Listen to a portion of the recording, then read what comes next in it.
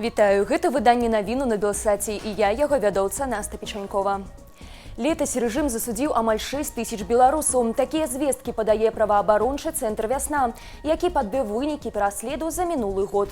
Агулам жа праз затрыманне допыта і ператрусы прайшлі амаль 9 тысяч беларусаў, чвэрць з якіх жанчыны. Самым рэпрэсіўным рэгіёнам аказаўся Менск і Менская вобласць. Далей ідуць Берасцейшчына і Градзеншчына. Сярод асноўных рэпрэсіўных захадаў, якія называюць праваабаронцы, рэйды па сваяках палітычных вязняў, масавыя затрыманні ў райцэнтрах, палітычнае звальненне з буйных прадпрыемстваў ды іншае. Пятый год у Беларусі рэжым Лукашэнкі працягвае здзеквацца з арыштаваных паводле палітычных артыкулаў, утрымліваючы іх у нечалавечых умовах у ізалятарах. Людзі вымушаныя тыднямі сядзець у перапоўненых камерах без сродкаў гігіены, чыстай бялізны і цёплага адзення, спаць на падлозе, піць брудную ваду з-пад крана, не прымаць душу. Паводле праваабаронцаў 2024 стаўся больш рэпрэсіўным, чымся папярэднія 2 гады. Прычынай узмацнення пераследу называюць гэтак званыя прэзідэнцкія выбары, што пройдуць у Беларусі 26 студзеня. У 2022 годзе Лукашенко прасіў прабачэння за запуск ракету з беларускай тэрыторыі. Пра гэта прэзідэнт Украіны Уладзімір Зяленскі апавёў у інтэрв'ю амерыканскаму блогеру Лексу Фрыдману. Паводле Зяленскага тэлефонная размова з Лукашэнкам адбылася праз некалькі дзён пасля пачатку поўнамаштабнага ўварвання Расіі ва Ўкраіну. Маўляў, тады ж дыктатар спрабаваў запэўніць украінскага прэзідэнта, што пастанавіў выкарыстаць беларускую тэрыторыю не ён, а Пуцін. І нібыта прапанаваў Зяленскаму нанесці ў адказ удар па мазырскім нафтаперапрацоўчым заводзе, які паводле Лукашэнкі шмат што для яго значыць. У Кітаі новы выбух небяспечнага вірусу. Найбольш уразлівая катэгорыя – дзеці да 14 гадоў. Носьбіты метапнеўмавірусу маюць сімптомы рэспіраторнага захворвання, сярод якіх лихаманка, кашель, боль у горле і нядужасць. Інкубацыйны перыяд ад 3 да 6 дзён. У бальшыні выпадкаў хвароба працякае ў лёгкай форме, аднак у дзяцей і асобаў сталага веку яна можа прывесці да пнеўманіі. Вакцыны ад віруса яшчэ няма, таму медыкі раяць пазбягаць кантакту з хворымі, насіць маскі і мыць рукі. У Беларусі выпадкі метапнеўмавірусу не фіксавалі, а вось улады Казахстану і Украіны пацвердзілі наяўнасць дзясяткаў хворых.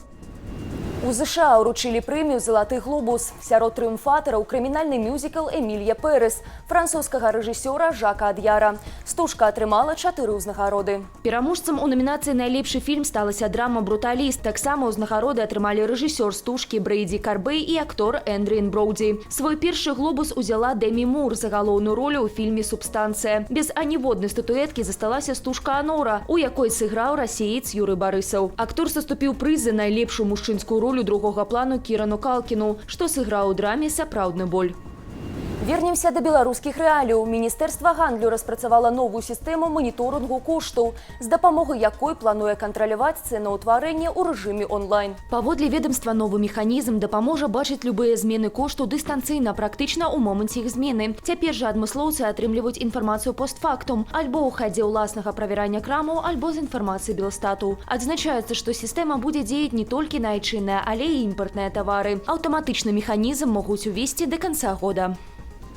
5 дзяцей пацярпелі ў аварыю ў Астравецкім раёне з траўмамі рознай ступені цяжкасці. Іх даставілі ў шпіталь. За стырном «Фольксвагена» была 37-гадовая кіроўца. Каля вёскі Вераб'і яна не дала рады кіраванню, выехаўшы на сустрэчную паласу, дзе сутыкнулася з роварам. У выніку чаго кіроўца «Фольксвагена» загінула. У салоне, акрамя жанчыны, былі яшчэ 6 асобаў, 5 з якіх непаўнагадовыя. Паводле Міністэрства аховы здароўя цяпер дзеці ў аддзяленнях анестэзіялогіі і рэанімацыі, а таксама ў траўмалагічным аддзяленні Астравецкай цэнтральнай больніцы. Паводле следчага камітэту, адной з прычын аварыі было тое, што на 3 колах «Фольксвагена» былі зношаны зімовыя апоны, а на 4-м – летнія.